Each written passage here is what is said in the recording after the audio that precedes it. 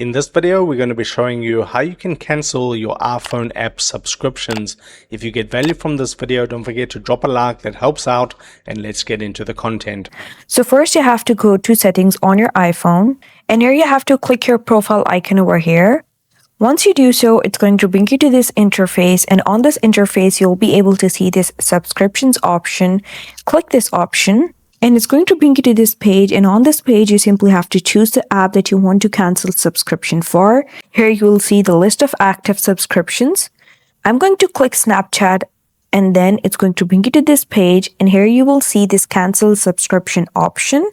Click this option and it's going to pop up with this window, and on this window you have to simply give confirmation and click cancel subscription, and it's going to cancel the subscription for this app.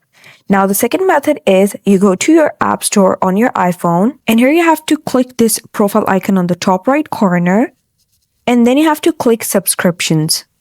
Once you do so, it's going to bring you to this page again, and here you have to see which active subscriptions you have, and you can choose the app from your list. Once you click it, you have this option cancel subscription, and once you click it, it's going to bring you to this page, and here you have to click cancel subscription. And then it will cancel the subscription for this app. And that's how you do it.